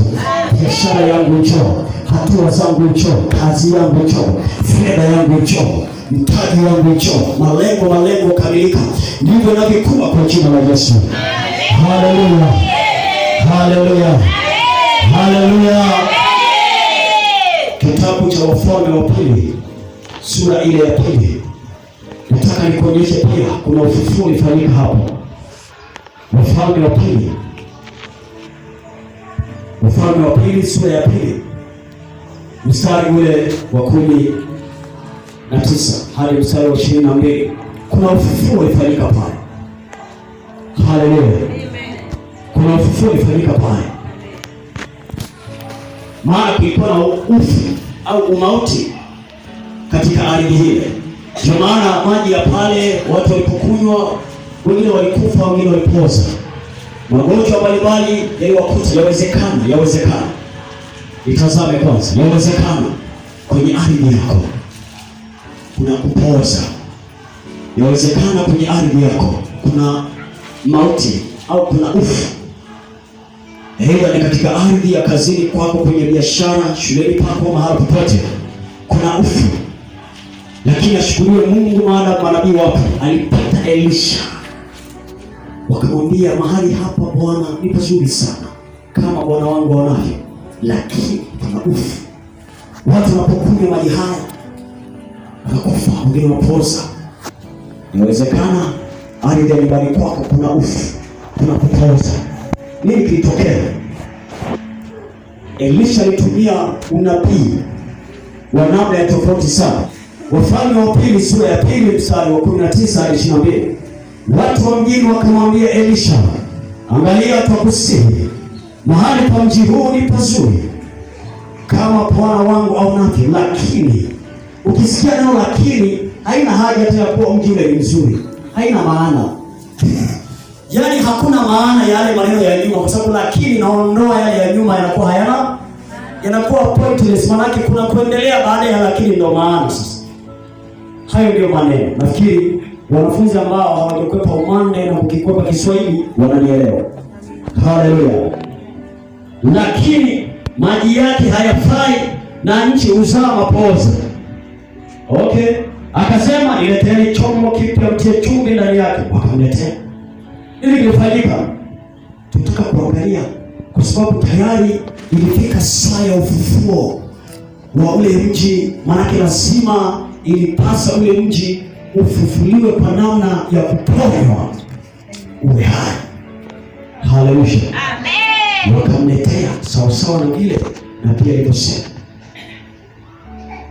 Leo hii sisi tukiongea lete hiki na hiki, sasa mtumishi sasa labda kakosa viungo. Kama lete chombo kipya tena chumvi ndani yake mpya, anasema mtumishi ana chumvi ya kutumia huyu. Haleluya. Ndio unaweza kutuweka kwenye yale makundi wale watumishi wanataka kutaka vitu. Wanaanza kutaka vitu. Lete keki kubwa nika na baraka alafu kwa hiyo utaponywa. Kuna itakuwa birthday yake kesho huyu. Utanijaji kweli? Utafikiri ushawahi kusomea hakimu? Utanijaji wewe? Lakini Bwana anasema hawa watu hawakujiuliza mara mbili.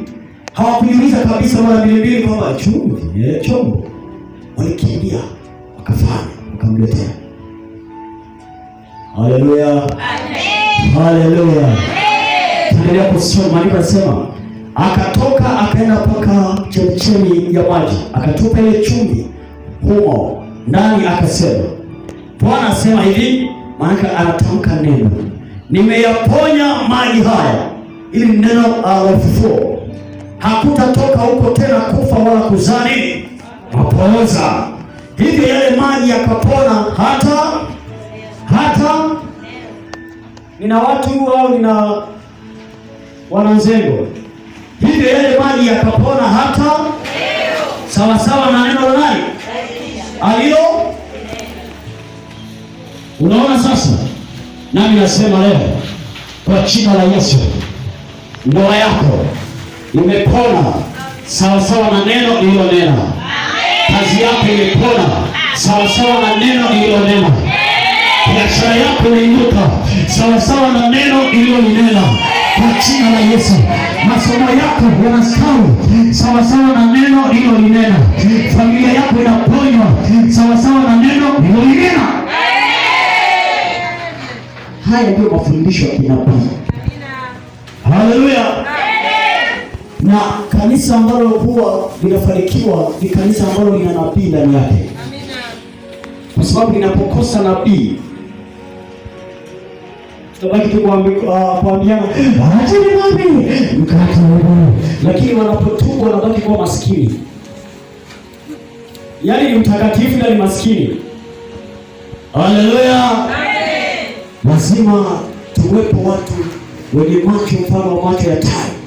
Ninaona mbali, sio tai ya kuvaa shingoni. Nikisema tai, kuna watu wanawaza necktie. Kwa sababu graduate kwa necktie, basi ndio unaifikiria hiyo. Naposema tai, kuna ndege fulani anaitwa tai, anaruka juu sana.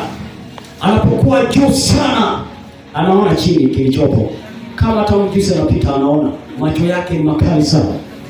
Wanabii tunafananishwa na tai. Tunaona mbali. Haleluya. Tunaona mbali sana. Kuna mwanamama mmoja alikuwa na madeni. Unisamehe kwa sababu najua unadaiwa sana. Amina. Haleluya. Hebu mwangalie jirani, ukiona sura imebadilika, huyo mtu ana madeni mengi sana, msaidie kimawazo. Yaani huyo mtu ana matatizo ya kijumuiya, anadaiwa kuliko. Haleluya. Usije tu kamuuliza, unaweza kukutana na kofi. Eti unadaiwaje? Unajua maneno yangu? Utasaidia kwani? Haleluya. Kuna mwanamama mmoja, Wafalme hiyo wa pili sura ya 4. Nenda tu sura ya 4. Mstari wa kwanza mpaka wa 7. Alipokutana na Elisha. Kwa sababu mtu huyu alikuwa na tatizo la kiuchumi. Alishindwa kulipa madeni yake. Alipokutana na Nabii Elisha, alichokifanya akalitoa neno la ufufuo wa uchumi. Yule mama akapata fedha ya kutosha kupitia mafuta. Akaenda akauza, akalipa madeni na akabakisha faida. Amen. Mwenzangu, Kanisa lenyewe inakudai. Uliahidi mbao hujaleta. Uliahidi vitambaa hujaleta. Uliahidi kitu hujaleta. Uliahidi suti kwangu hujaleta. Lakini sijaacha kupendeza hata kama usipoleta. Haleluya. Yote ni madeni. Songesha nayo inakudai. Nipige tafu inakudai.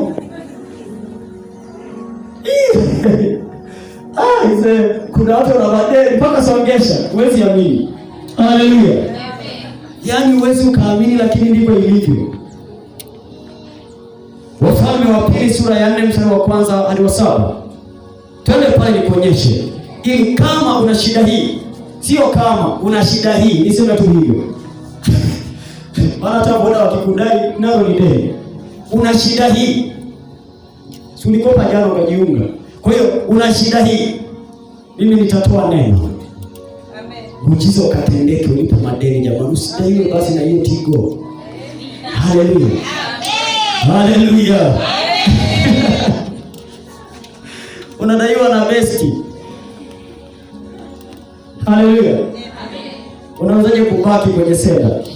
Haya, basi mwanamke mmoja miongoni mwa wake za wana wa manabii alimlilia nani? Elisha. Akasema, mtumishi wako mume wangu amekufa. Mimi ni mjane. Hapo sikuna koma sasa, maana yake alianza kulia kwanza. Sikuna koma hapo. Kuna koma jamani hapo. Kwa hiyo alianza kulia kwanza. Mume wangu kafa. Alikuwa analia kama hataki. Haleluya. Amen. Nawe unajua ya kuwa mtumishi wako alikuwa mcha Bwana na aliyemwia amekuja ili ajitwalie wana wangu wawili kuwa watumwa. Anayemdai sasa, nimekuja nipe watoto wako wakakae kwangu, siku kipata utakuja kuwachukua. Sasa kama ni mabinti wakubwa au sio wa kwako, wakienda tu sio wa kwako. Na kama ni vijana sio wa kwako. Haleluya. Amen. Haleluya. Kama ni mtu mzima sasa ndio kufanya kazi tu ndani. Kupika yeye, kufanya hiki yeye. Haleluya. Mstari wa 2, Elisha akamwambia, nikufanyie nini? Sasa ni sawa na wewe unakuja kwangu. Kwa mfano, sio kaacha kuja baadaye. Kwa mfano umekuja mtumishi. Yeye alimlilia Elisha, wewe kwangu samahani usinililie, niambie tu. Haleluya. Wakuliliwa ni Bwana. Umekuja mtumishi na 1 2 3. Mimi nakuuliza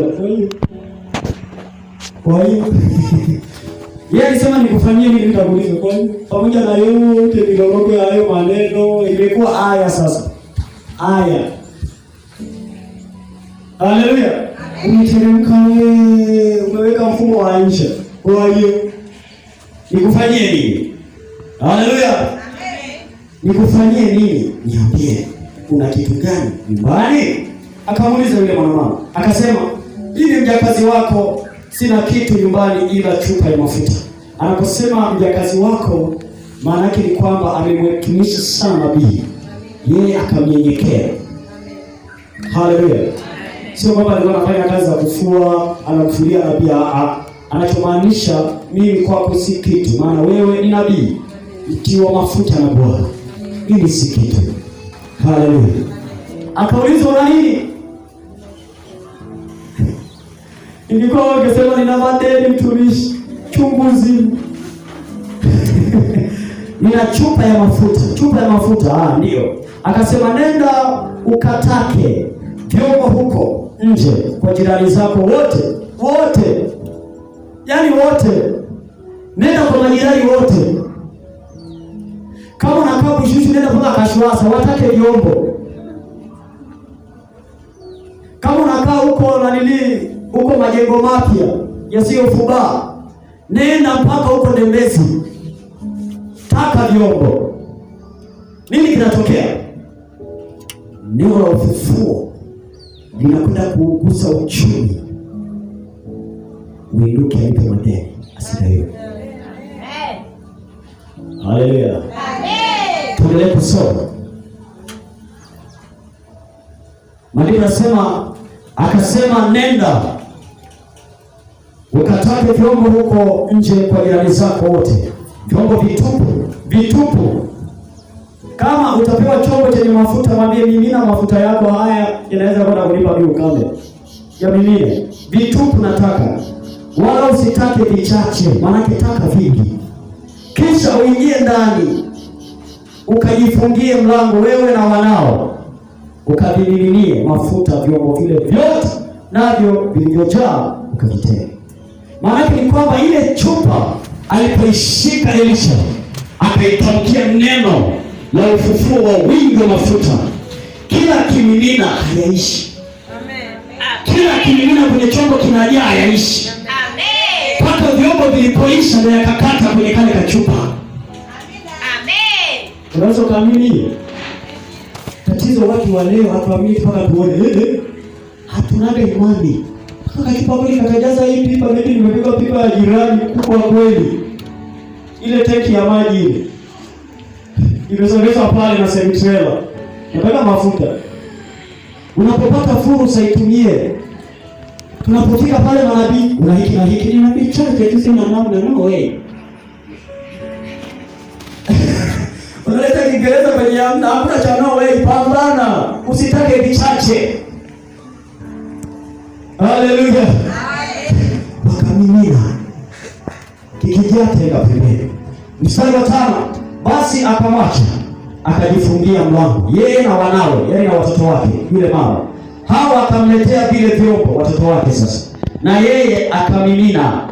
Ikawa vilipokwisha kujaa vile vyombo, akamwambia mwanawe, yule mama akamuuliza mtoto wake mmoja, eti kuna kingine?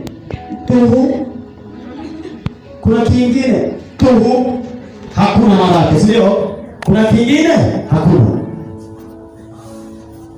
Akamwambia mwanawe, niletee tena chombo. Akamwambia hakuna tena chombo. Mafuta yakakoma, manake kaisha. Kama kungekuwa tena jirani mwingine anampitishia kwa dirishani na hiki yasingekoma, angeendelea kujaza. Unachezea muujiza, utabomoa hata dirisha kama umejenga ile la kuchungulia na jicho moja. Maana watu wake ni wabahili. Anajenga dirisha la jicho moja hivi. Sasa unapitisha wapi pipa? Tisaki umbea watu walioneone ndani mwangu, kadirisha ka hivi. Jamani, kuna mizengo. Ikisema mizengo wasema unaelewa. Kuna mijengo manake. Haleluya. Mstari wa 7. Ndipo akaja akamwambia yule mtu wa Mungu, manake yule mwanamama akamwambia Elisha, naye akasema, enenda ukayauze. Kwa maana nyingine alimwambia hivi, mtumishi wa Mungu, yamejaa sasa. Elisha akamwambia, nenda ukayauze mafuta haya, uilipe deni yako, nayo yaliyosalia uyatumie wewe na watoto wako. Sasa simshangilie Bwana kwa hiyo. Kila siku na mimi, pako maskini umekuzoea, umekuwa rafiki yako. Umekuwa damu na nyama, mifupa na ngozi. Umasikini. Tunapoitoa neno ulishikilia. Tulisha na neno, wewe ni neno, tuneno tu hadi onekani, neno tu likafanya. Unaondoka umeshapuka, hakuna jambo litakaloonekana kwa sababu hauamini. Haleluya. Haleluya. Kuona hata kwa yule mwanamke Msarepta, Elia anamwambia sasa mafuta yataisha kwenye hii na huo unga utakauka. Utatumia mpaka mvua itakaporudi, miaka yote 3.5. Hautakuwa na njaa. Inaonekana ule unga wa kimiujiza ulikuwa ni mtamu. Kuna saa unakuwa kama wali. Yaani kila mtamu kama wali. Kuna saa kama ugali. Kuna saa unanukia kama dagaa. Yaani uko unakula hauchoki miaka yote hiyo. Kutana sasa na unga wa dona wa Tanzania. Mchungu kweli. Haleluya. Amen. Ukiweka tonge mdomoni kwenye kuwaza, mawazo yanakuja kwenye kumeza. Na mezaje? Haleluya. Mahindi yenyewe yalishachoshwa na dunia, yakaenda yakasagwa hivyo. Haleluya. Pole kama unaunga wewe, kumilia umalizie tu, maana ndo wako hapo sasa unafanyaje? Haleluya. Haleluya. Haleluya. Tusome andiko la mwisho, Wafalme wa Pili sura ya 4. Pale sura ya 4, nenda mstari wa 18 hadi mstari wa 37. Tusome andiko hili la mwisho na baada ya hapo tumalize. Tusome andiko hili la mwisho, Wafalme wa Pili ile sura ya 4, tulikokuwa pale, nenda mstari wa 18 hadi mstari wa 37. Tutasoma tena taratibu hapo. Kuna jambo nataka nikuonyeshe uweze kujifunza. Maandiko yanasema hivi: hata yule mtoto alipokuwa, ikawa siku moja alitoka kwenda kwa baba yake kwenye mavuno. Haleluya. Haleluya. Nani anakumbuka hiyo historia? Nani anakumbuka? Hayupo. Aha, mama huko. Wengine mashikoro mageni. Haleluya. Haleluya. Jamani, hatujui hata huyo mtoto alizaliwaje. Au kwa sababu tunaanzia mstari wa 18. Haleluya. Na ikataa roho ya ushamba ya kutokujua maandiko na ifuta kwa watu wako. Unafikiri nafuta kwangu? Mimi sina. Hata yule mtoto alipokuwa manake alipotoka ule utoto kakua kawa na umri fulani. Ikawa siku moja alitoka kwenda kwa baba yake kwenye mavuno, manake shambani. Haleluya. Akamwambia baba yake, kichwa changu, manake nauma kichwa kwa tafsiri nyingine. Kichwa kilikuwa kinamuuma sana. Naye akamwambia mtumishi wake, mchukue kwa mama yake. Akamwambia kijakazi, mpeleke kwa mama yake. Akamchukua akampeleka kwa mama yake. Naye akakaa magotini mwake hata adhuhuri. Kisha akafanya? Akafa. Tunataka tuangalie ufufuo wa kile kilichokufa. Mamaye akapanda juu, akamlaza juu ya kitanda cha yule mtu wa Mungu. Mtu wa Mungu ni nani? Haleluya. Barikiwe. Akamfungia mlango akatoka. Kisha akamwita mumewe akasema, tafadhali uniletee mtu mmoja wa watumishi na punda mmoja, ili nimwendee yule mtu wa Mungu kwa haraka nikarudi tena. Walimlaza kwa yule mjakazi. Mstari 23 akasema, kwa nini kumwendea leo? Sio mwandamo wa mwezi wala Sabato. Akasema, si neno, manake si kitu hayo yote. Akatandika punda, akamwambia mtumishi wake, mwendeshe tuendelee mbele, usinipunguzie mwendo nisipokuambia. Basi akaenda akafika kwa yule mtu wa Mungu katika mlima wa Karmeli.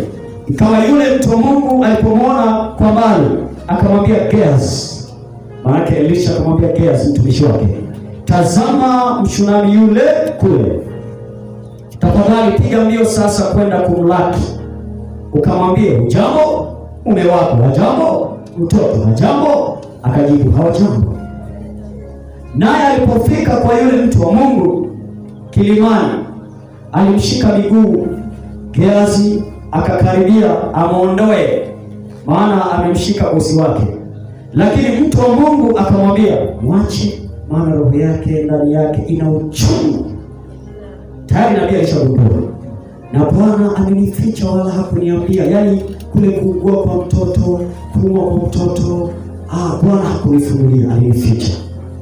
Mstari 28, yule mwanamke akasema, je, naliomba mwana kwa bwana wangu? Mimi sikusema usinidanganye? Kwa sababu yule mtoto alitokana na unabii.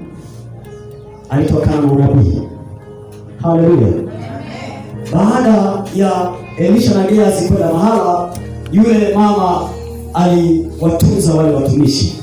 Wakati wanataka kuondoka, Elisha akamwambia yule mwanamama, kuna jambo lolote tukutendee? Basi akawa hana mtoto, akatabiri juu yake, alizaa ndio huyo mtoto, lakini akafa. Sasa yule anamwambia, je, kwa kuwa nilimuomba kwenu ndo akafa sasa? Haleluya. Mstari ule wa 29, ndipo Elisha akamwambia Gehazi, jikaze viuno, ukachukue fimbo yangu mkononi mwako, ukaende zako. Ukikutana na mtu usimsalimu, na mtu akikusalimu usimjibu. ukaweke fimbo yangu juu ya uso wa mtoto. Na mama yake yule mtoto akasema, kama Bwana aishivyo na roho yako ishivyo, sitakuacha. Basi akaondoka akamfuata. Na Gehazi akawatangulia, akaiweka ile fimbo juu ya uso wa mtoto, lakini hapakuwa na sauti wala majibu. Basi akarudi ili kumlaki, akamwambia akisema, mtoto hakuamka, amegoma, amesema no. Haleluya, amekuwa RIP. Haleluya, RIP, si ndio? Hata waelewi. Haleluya, resti. Haleluya, kasha resti sasa, ni PC yake, hataki kuamka. Haleluya, mstari wa 32. Basi Elisha alipofika nyumbani, tazama, mtoto amekwisha kufa, amelazwa kitandani pake. Basi akaingia ndani, akajifungia mlango, yeye na yule mtoto, wote wawili. Akamwomba Bwana, akapanda juu ya kitanda, akajilaza juu ya mtoto, akaweka kinywa chake juu ya kinywa chake, na macho yake juu ya macho yake, macho kwa macho, kinywa kwa kinywa, na mikono yake juu ya mikono yake. Haya sasa, huo ni ufunuo. Akajinyoosha juu yake, mwili wake yule mtoto ukaanza kupata. Unaona sasa ufunuo huu? Leo hii akija mtumishi kwako anakwambia nataka nimfufue mwanao, akapanda juu, utasema mtumishi unaanza nini kubaka? Unafikiri utawaza nini zaidi ya hiyo? Hii tabia gani? Lakini mara mtoto kaamka. Hivi unafikiri utasemaje? Watumishi wa siku hizi, hivi mmekoswa nini? Utalalamika. Yaani utaongea mpaka poe itacheza hivi. Kiasi kwamba na yenyewe ina neno lakini haina uwezo wa kusema. Haleluya. Ni hatari sana kijumuiya. Sasa nini kilifanyika? Haleluya. Yaani akajinyoosha mikono kwa mikono, kinywa maana mdomo kwa mdomo. Sasa hapo niliongesema sasa ndo anabaka kabisa. Lakini jamani, alikuwa ni mtoto wa kiume huyo. Yaani sikiliza nikwambie, Bwana atakapotoa ufunuo wowote, hakuna ufunuo ambao ni chukizo kwake. Kila ufunuo wa Bwana ni utukufu kwake. Hakuna ambao ni mbaya. Kama kwako hautakuwa sawa, kwako kwa Bwana ni sawa. Kwa hiyo wewe tulia fufuka. Haleluya. Amen. Maana hata toa kitu kibaya. Maana alilala tu juu yake. Mtoto huyu alikuwa ni wa kiume. Ukisoma Biblia anasema naye yule mama akapata mimba, akazaa mtoto wa kiume. Ndio maana nasema hivi, unasoma Biblia. Ndio sawa. Haleluya. Kisha akarudi akatembea nyumbani huko na huko mara moja. Haleluya. Nani huyo? Elisha. Sasa akajinyoosha juu yake, na yule mtoto akapiga chake mara 7. Unahesabu lagi mara 7. Maana mimi unanichosha alafu hesabu. Basi tumalizie ile 7. Mara 7 na mtoto akafumbua macho yake. Akamwita Gehazi. Zungu, Gehazi njoo. Akasema mwite yule Mshunami. Basi akamwita. Na alipofika kwake, Elisha akasema, haya, mchukue mwanao. Ndipo akaingia, akamwangukia miguuni, akainama mpaka nchi, maana toka katika ardhi. Akamwangukia Elisha. Kisha akamchukua mwanawe akatoka. Tayari msaa ya ufufuo ilishuka ndani ya Mshunami yule. Nani asema ikashuka nyumbani kwako? Kama kuna jambo lolote limekufa, nikafufuke kwa jina la Yesu. Haya ndio maandiko ya kutembea katika mwaka huu kwa miezi iliyobaki. Haleluya. Tunataka tutembee kwa ufunuo. Amina. Tutembee kwa kukaya kila kitu. Tuombe. Kuna saa utabiria upepo uamshe kazi yako.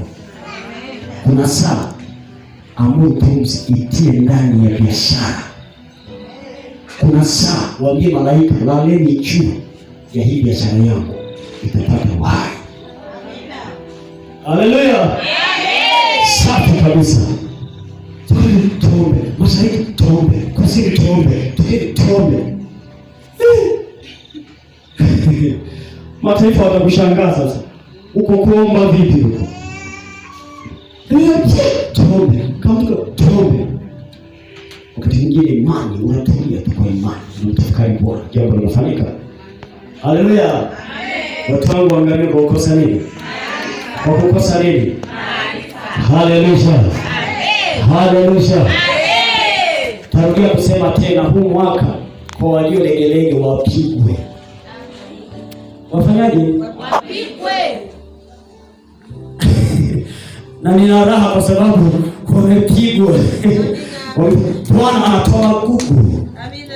Magugu hayatakiwi mahala ambapo pana ustawi wa mahindi mazuri. Amen. Ndio maana ukinunua maharage huwezi kuyapika bila kuchambua, na Bwana anachambua watu wake. Huwezi kwenda kuwachukua dagaa na macho makubwa eti koko unanikodolea tani wakange watajuta, utakula mchanga wewe. Tangelini hao dagaa ni dharau namna hii, sio kwa macho haya. Ina maana mimi naongelesha umekodoa kwa kilo kinaenda kata. Ndio kibogoyo. Chambua. Hakuna kitu kizuri kama hakijachambuliwa. Na ili tubaki kanisa lililo hai, lazima fanya tuchambuliwe. Amen. Sasa utaki tuchambuliwe. Sio kila mtu ni rafiki. Mwingine ni mnafiki. Haleluya. Amen. Sio kila mtu ni mzuri, mwingine ni kaburi.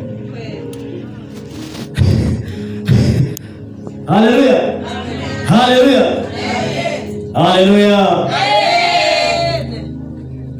Lazima ifike wakati. Sio kila mtu ni wa muhimu, wengine hawana hamu. Sisi kama wanaelewa hiyo misamiati. Na hivyo vina. Wengine hawana watakuchosha. Haleluya. Haleluya. Haleluya.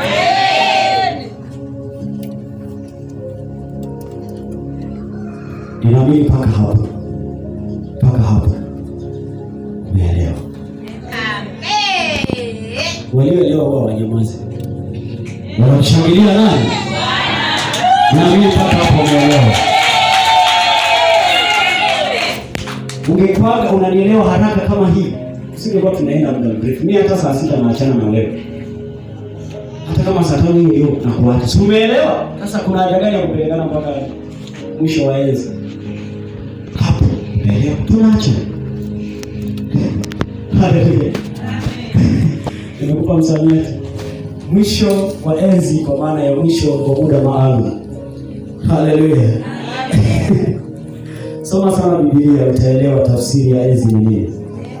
Maana yake enzi hapo kwa kila kitu kinaishia pale. Ukisema enzi ni pale, maana yake kila kitu pale. Hakuna tena pengine. Amen. Haleluya. Amen. Kiswahili cha kwenye Biblia. Amen. Naamini kila mtu amekwisha kujifunza neno hili. Na kawaida ya Nabii Baraka, uombe tu endelee kuwepo shuhuda, si akaenda Marekani, akaenda kwenye makanisa mengine ukaacha. Yaani uombe sana abaki hapo. Haleluya. Haleluya. Amen. Mbona macho unayatumbua kwangu? Kulikoni?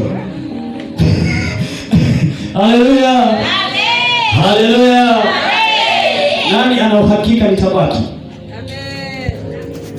Amen. Nani ana imani kabisa na uhakika wewe? Hivi kweli wewe, hivi kweli hiyo imani kweli kweli wewe, hiyo imani kweli kweli. Mbona umeshusha? Haleluya. Yaani ukijenga nyumba, si kuna msingi, kuna jiwe pale. Sasa mimi ndio jiwe. Msingi umesimama, inakuwaje? Lazima msingi uwepo kwa jina la Yesu. Ila tuamke tujenge kanisa. Tujenge nini? Kanisa. Haleluya. Haleluya. Mimi nishakwambia ushuhuda ni kubwa kuliko vile unavyofikiria.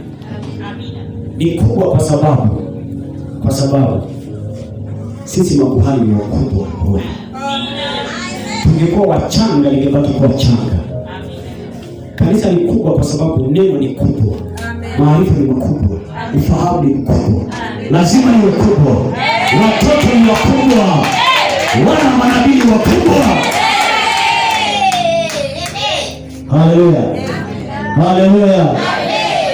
Kanisa la kutosha, watu tumtukuze Mungu. Shinyanga yote itaingia ndani ya ushuhuda, lazima, kwa sababu sijaishiwa maneno, sijaishiwa nabii, ni maneno la kutosha. Haleluya, haleluya. Jina la Bwana libarikiwe. Hizo ni sauti za watu ambao hawalibariki jina la Bwana. Jina la Bwana libarikiwe. Jina la Bwana. Shangilia Bwana kwa neno lake, shangilia Bwana kwa neno lake. Haleluya, haleluya. Ni saa ya ufufuo kwa kila kilicho kufa. Haleluya. Mimi leo nimekufundisha. Napenda sana kukufundisha kwanza, hata kuliko kuomba, kwa sababu ukipata maarifa ili tukiomba ujue unachoomba ni nini. Kwa hiyo ni saa ya ufufuo kwa kile kilichokufa. Kwa kuwa umejifunza ujumbe huu, nenda kaamshe kilichokufa. Amini mamlaka ulionayo ya kwamba inaweza kufanya.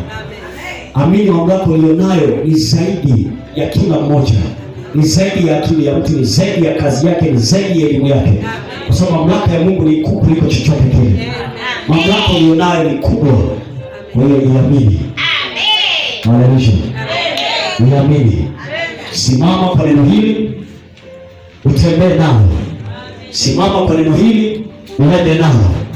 Haleluya, haleluya.